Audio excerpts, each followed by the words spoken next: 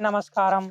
मैं नित्यानंदम श्री बात करूंगा बैठना कैसे चाहिए योग प्राणायाम के वक्त। देखिए, ध्यान देने योग्य बात है कि यदि आप झुक कर बैठते हैं ऐसे रीढ़ की हड्डी को थोड़ा मोड़ करके, दिखने में तो लगेगा कि सीधे ही बैठे हुए हैं, कोई आपको जज नहीं कर पाएगा, लेकिन आप खुद महसूस करें, रीढ़ की हड्डी अगर पीछे की तरफ बाहर निकली हुई है तो आपकी जो मूलाधार चक्र में ऊर्जा जागृत होगी योग प्राणायाम के दौरान, वो नीचे की तरफ ही गति करेगी। उससे हो सकता है आपको काम विकार ज्यादा शुरू हो जाए, आपके अंदर ऐसी तीव्र इच्छा पैदा होने लगे, हो सकता है आपको नेगेटिविटी आने लगे। इसलिए सीधी पीठ रहनी चाहिए, क्योंकि जो ऊर्जा जागृत हुई मूलाधार चक्र में, मूलाधार केंद्र में, वो रीढ़ की हड्डी के बीच जो सुराख होता है बारीक सा, उसके द्वारा धीरे धीरे धीरे धीरे ऊपर की तरफ उठे और वो आकर के आज्ञा चक्र में, सहस्रार चक्र में वो आपको जागृति दे, वो आपको आपकी कॉन्शियसनेस, आपकी चेतना को ऊपर उठाए। ऐसा होना चाहिए आपका भाव, लक्ष्य। और पूरा का पूरा जो पीठ का भाग है वो सीधा, और कंधे चौड़े होने चाहिए, कंधे झुके नहीं हो, आगे गर्दन ना हो। कई लोग मैंने देखा है योग के वक्त, प्राणायाम के वक्त गर्दन झुका लेते हैं। गर्दन झुकाते ही ब्रेन में एब्सिसिक एसिड बनने लगता है, एब्सिसिक एसिड फॉर्मेशन होने लगती है। ये क्या होता है?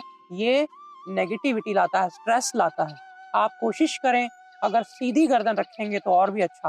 पीछे की तरफ गर्दन, कभी कभी आपको थकान हो तो आगे विश्राम करने की बजाय पीछे की तरफ गर्दन करके विश्राम करें, रेस्ट लें। ये आपको शुरू शुरू में थोड़ा अटपटा लगेगा, लेकिन जब आप रोजाना इसको करेंगे प्रतिदिन, आप देखेंगे आप ज्यादा रेस्ट ले पा रहे हैं, आप ज्यादा रिलैक्स हो रहे हैं बाकियों से। नीचे झुकने वाला तो नेगेटिव विचारों में गिर रहा है, निराश हो रहा है, थक रहा है, उसका तो मन चीजों से ऊब रहा है। बल्कि जो योग प्राणायाम वो कर भी रहा है, उसमें भी उसका मन करेगा कि बस करें, अब और ना ही करें तो अच्छा। जब वो पीछे की तरफ गर्दन करेगा 1 मिनट 1.5 मिनट, इसको ब्रह्म मुद्रा भी बोलते हैं, पीछे की तरफ गर्दन करके ऐसे सिर को ऊपर रखना। ब्रह्म मुद्रा में बैठने से ब्रह्ममय हो जाता है ये मस्तिष्क, ये पूरा का पूरा हमारा कपाल ऊर्जा से भर जाता है, पॉजिटिव थॉट्स, पॉजिटिव एनर्जी से भर जाता है। इसलिए ऊपर की तरफ गर्दन कर ले। आंखें बंद कर नहीं करनी है कस करके, ना ही आंखें खुली रखनी है। यदि आंखें योग प्राणायाम के वक्त खुली रहेंगी तो आपकी जो ऊर्जा बेवजह देखने के लिए चीजों को, उनके ऊपर देख करके उनसे विचार बनेंगे, उनसे आपके बहुत सारी विचार जुड़ करके आप वहीं बह जाएंगे। तो कोशिश करें आंखें बंद कर लें, बल्कि बंद हो जाने दें। हल्की आंखों को ढीला छोड़ दें, पलकें यूं ही गिर जाएंगी। थोड़ा थोड़ा अगर हल्की हल्की खुली भी रहें, आपस में थोड़ी बंद रहें तो और भी अच्छा। आप बस, आपकी ऊर्जा खपत ना हो, जो अंदर बन रही है आंखों के माध्यम से बाहर ना निकले, थोड़े समय के लिए आप उसे बचा लें।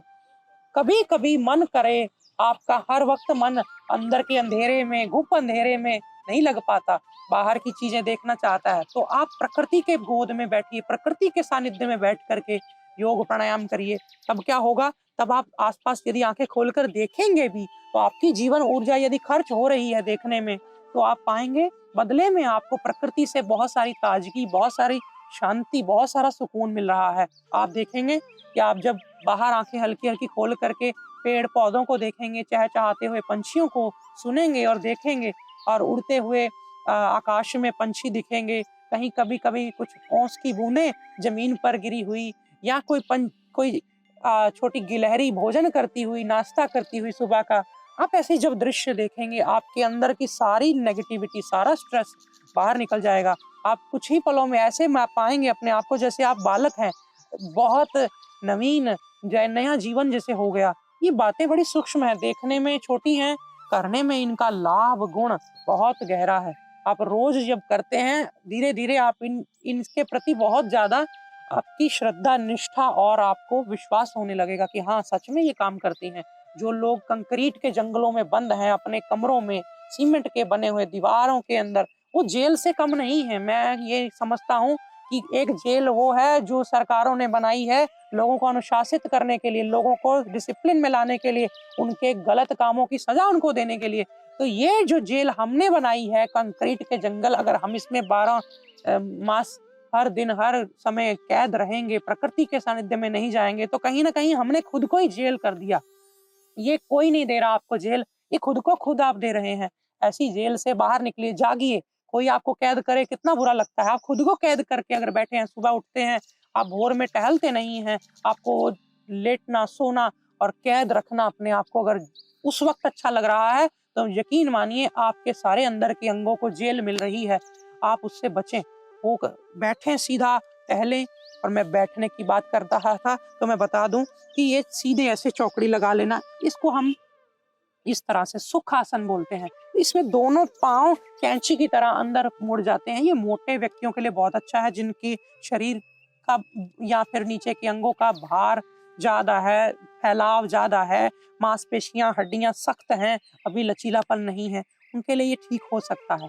किसी-किसी को इतना बैठने से भी ज़मीन पर दर्द होने लगेगा। ऐसी स्टिफनेस अगर हो गई है, तो एक टाँग खोल लीजिए, कोई हर्ज नहीं, थोड़ा मोड़ लीजिए, एक फ़ोल्ड कर लीजिए।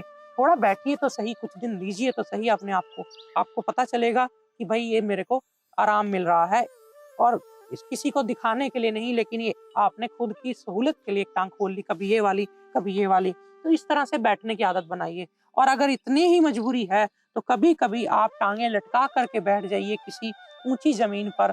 लेकिन ज़मीन पे पाँव ल नंगे पाँव नहीं छूने चाहिए। कारण कि अगर आपके नंगे पाँव अर्थ कर जाएँगे ज़मीन पर, या आप कपड़ा ऊनी कपड़ा बिछाए बिना, रबड़ का कोई कपड़ा ऐसा आसन बिछाए बिना बैठ जाएँगे, तो अर्थ हो जाएगा धरती से डायरेक्ट। उससे आपकी ऊर्जा जो योग प्राणायाम के वक़्त बन रही है, सब ज़मीन में चली जाएगी। तो क्या लाभ? अगर आपको लाभ लेना है, तो ऊनी, प्योर ऊनी वस्त्र बिछा करके, आसन बिछा करके बैठें। और अगर नीचे भी पाँव रखना है, तो वहाँ पे कोई ऐसा ऊनी आपको या कोई रबड़ का इस तरह बिछा लेना है। हालाँकि ज़मीन पर पाँव से रखकर चलने में कोई मनाही नहीं है, ये तब मना कर रहा हूँ जब योग प्राणायाम चल रहा है, या फिर आपने योग प्राणायाम अभी-अभी संपन्न किया है, तो लगभग-लगभग 30 सेकंड तक आप उस पे बने रहें। 30 सेकंड के बाद जब आपकी ऊर्जा जो आपके अंदर बनी थी, चक्रों में, आपके शरीर के अंदर जो एक ऑरा तैयार हुआ था, वो जब शरीर ने जज़ब कर लिया, उसको वापस मिल गया, ऊर्जा का प्रवाह सामान्य हुआ, तब आप उठिए और उठ कर के आप चल सकते हैं। आपने देखा होगा पुराने तस्वीरों में, चित्रों में, पेंटिंग्स में बहुत बड़े-बड़े योगियों ने तपस्या करी। कई बार वो मृग चर्म पर बैठते थे, तो मृग चर्म, कई बार वो सिंह के, कई बार वो शेर के चर्म पर बैठते थे। क्यों? क्योंकि उस वक़्त सहज होती थी वो चर्म। उस वक़्त ऊन से बुनाई वाले स्वेटर-वेटर या आसन नहीं मिलते थे। उस वक़्त तो कोई जानवर यदि मरा हुआ है, तो उसकी चर्म का वो उपयोग कर लेते थे। एक बार ले लिया, जीवन भर उनका चलता था। तो उसमें भी आपने नोट किया होगा, उसके सिर को वो ज़मीन पे रख देते थे।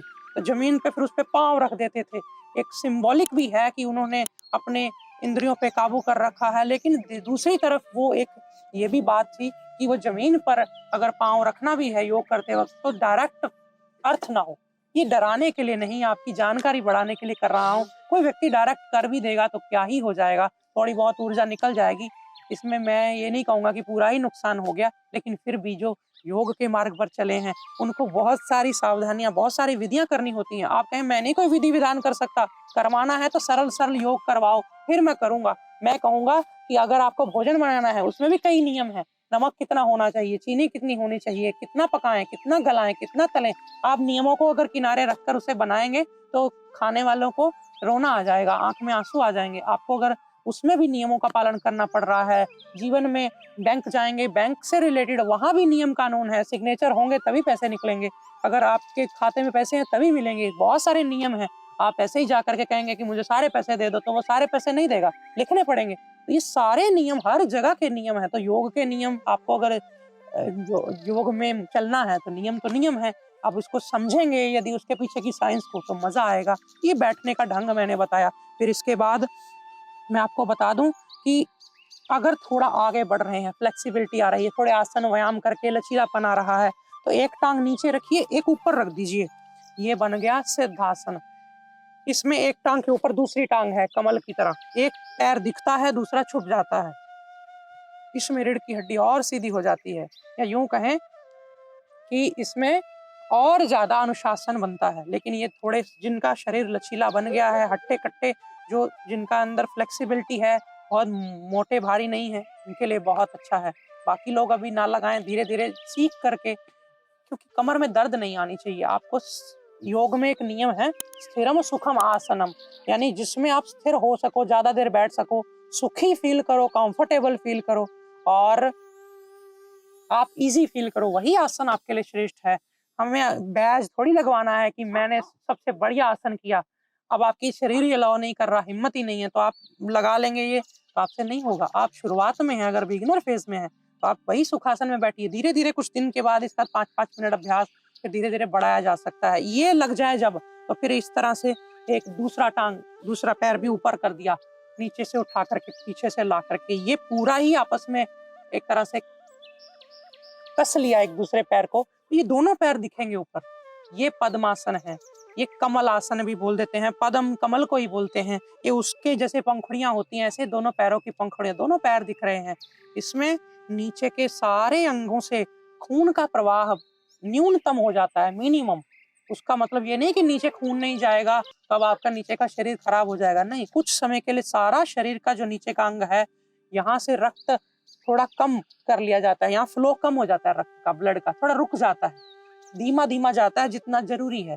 बाकी जो एक्स्ट्रा फ्लो है ब्लड का, वो सारा ऊपर की तरफ उछलता है, और जब ऊपर उछलता है तो आपकी आंखें, आपके आंखों के बीच का आज्ञा चक्र ऐसा ऊर्जा से भर जाता है। जिन लोगों को मन में संकल्प है कि मन एकाग्र करना है, मुझे अपने पिट्यूटरी पिनियल ग्लैंड को जागृत करना है, वहां से मुझे अपने अंदर एक भूत भविष्य वर्तमान सब प्रकार की जो मुझे मेरी सिक्स सेंस है वो इतनी जागृत हो जाए, मुझे आप आसपास से ही आहट हो जाए कि मेरे साथ क्या घटित होगा, मुझे कैसे उससे बचना है।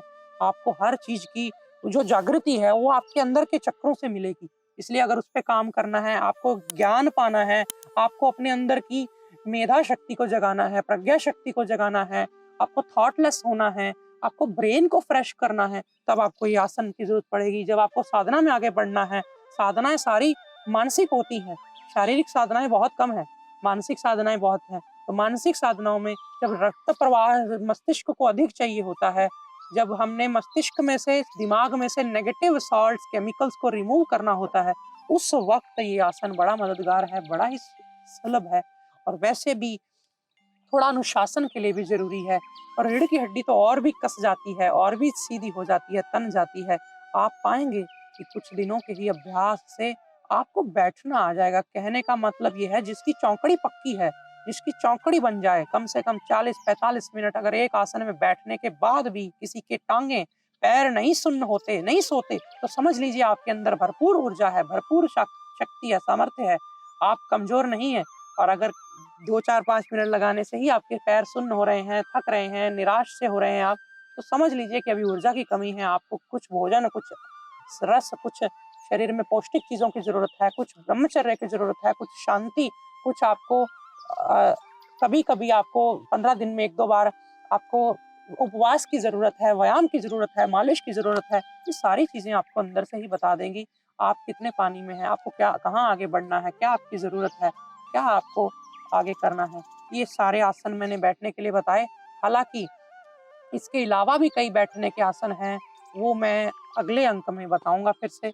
अभी के लिए फिलहाल मैं विदा लेना चाहूंगा। नित्यानंदम श्री मेरा जो यूट्यूब चैनल है, फेसबुक चैनल है, आप उसके माध्यम से जुड़े हुए हैं और वीडियोस से लाभ प्राप्त कर रहे हैं। मैं प्रार्थना करूं आप सबसे कि औरों को भी ये ज्ञान बांटिए, अपने तक न रखिए और इसको जीवन में ले आइए। क्योंकि जीवन में यदि आ जाए कोई ज्ञान, कोई चीज लाइफ में उतर जाए तो सार्थक है। अथवा तो वो किताबी ज्ञान है, किताबों में पढ़ी हुई। दुनिया में अब तक लाखों करोड़ों किताबें छप गई, और लाखों करोड़ों छप जाएंगी आने वाले समय में, लेकिन उससे मेरा क्या भला होगा। मेरा भला तब होगा यदि मैंने कहीं से कोई चीज सीखी है, अगर उसको जीवन में उतारा है। जीवन में जितना उतारा है वही अपना है, बाकी तो सब सपना है। इसी बात के साथ विदा लेता हूँ, फिर से मिलूंगा जल्दी ही। अपना ध्यान रखिए। नमस्कारम।